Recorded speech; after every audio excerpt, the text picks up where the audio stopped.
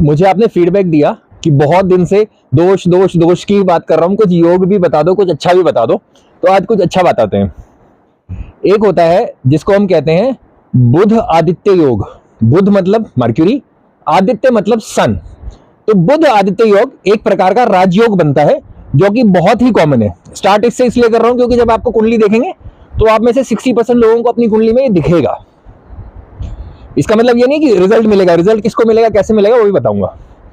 तो बुध आदित्य योग को आप ऐसे समझिए कि बुध के पिता हैं सूर्य, तो बाप बेटा साथ में बैठे हैं, ठीक है। अब जब बाप बेटा, पिता और पुत्र साथ में हैं तो वो क्या बात करेंगे? तो पहली बात तो कुछ ना कुछ पिता का पुत्र पे प्रेशर रहेगा, कुछ मार्गदर्शन रहेगा, कुछ ज्ञान रहेगा, चेक रहेगा, और फोकस प्रोफेशन पर, कॉमन सेंस पर, लॉजिक पर ज्यादा होगा, ठीक है।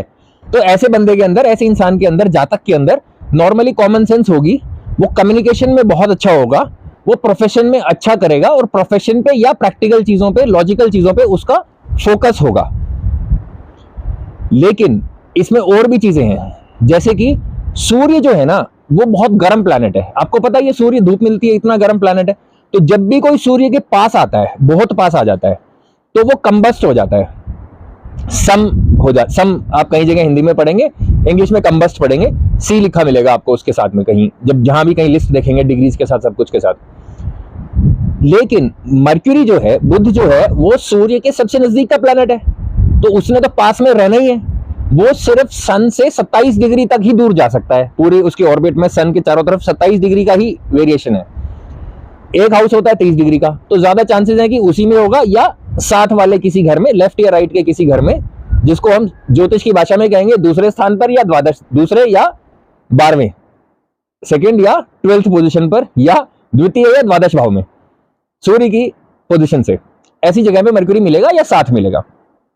लेकिन वो साथ में हर प्लेनेट का ना अलग अलग मानते हैं कि कंबस्ट कितने डिग्री पे होगा। तो मर्क्यूरी भी ऐसे ही कई जगह आपको कंबस्ट मिलेगा। अब जब मर्क्यूरी कंबस्ट हो गया तो इफेक्टिव नहीं रहा ना, फिर योग कैसे बना? तो लेकिन इस केस में उल्टा है, मर्क्यूरी को हम कंबस्ट नहीं मानते, बुध को सम नहीं मानते। बुध सूर्य के अगर बहुत ज्यादा नजदीक होंगे तो हम उसको बुध आदित्य योग की जगह, बुध आदित्य योग का ही एक एक्सट्रीम शॉर्ट फॉर्म, शॉर्ट मतलब एक पर्टिकुलर सिलेक्टेड फॉर्म बोलते हैं, जिसका नाम होता है निपुण योग। अब निपुण योग ये बोलता है कि पिता के इतने नजदीक आ गए कि अब आपको किसी एक चीज में बहुत अच्छी एक्सपर्टीज होगी, निपुणता होगी किसी एक चीज में, एक्सपर्ट होंगे किसी एक चीज के, और धन अर्जन करेंगे। अब क्योंकि ये व्यक्ति एक चीज का इतना बड़ा एक्सपर्ट है कि इसको वो सब आता है जो उस फील्ड में किसी को भी नहीं आता।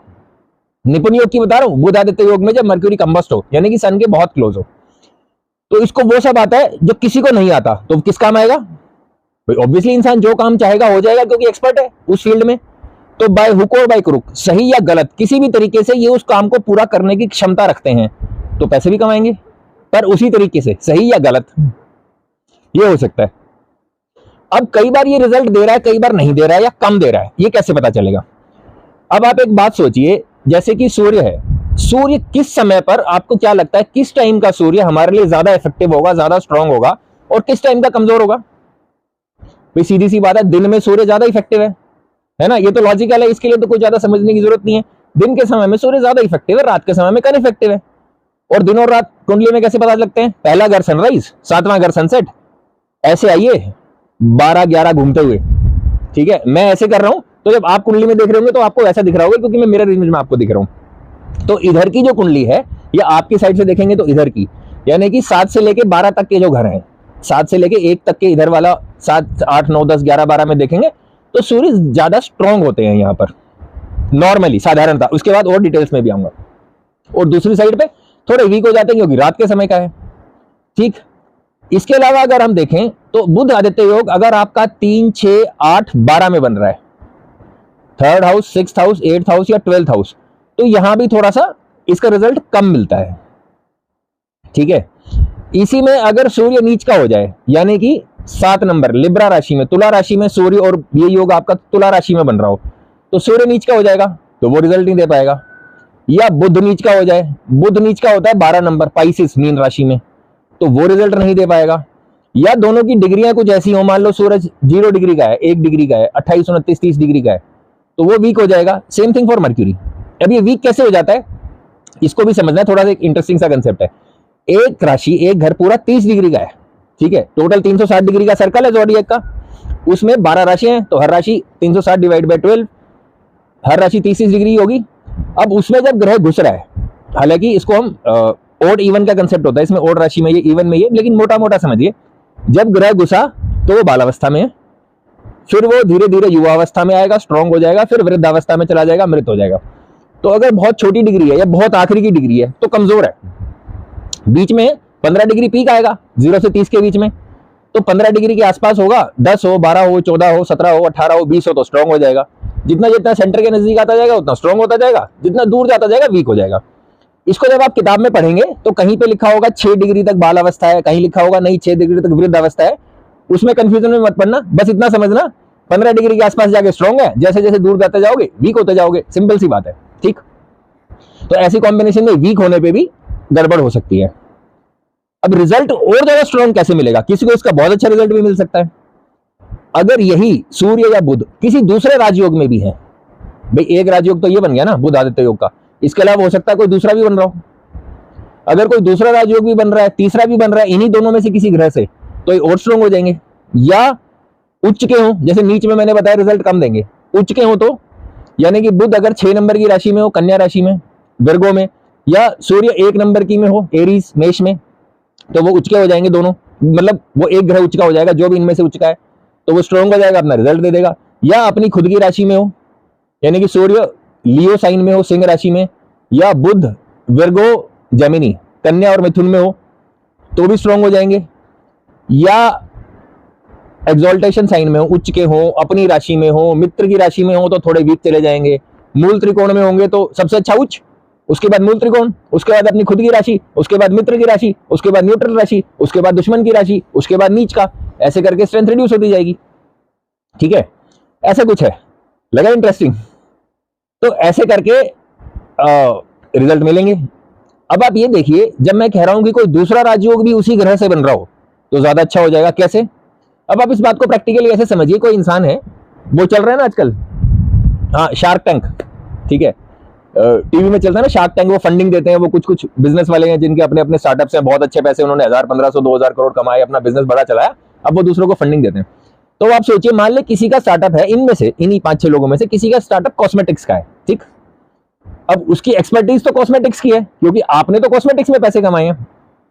दूसरा कोई फूड का स्टार्टअप आगे उनसे सवाल कर रहा है, तो क्या इनकी एडवाइस सुनी जाएगी? बिल्कुल 100% सुनी जाएगी। पर फूड में एक्सपर्टीज तो आपकी नहीं है, फिर क्यों सुनी जाएगी?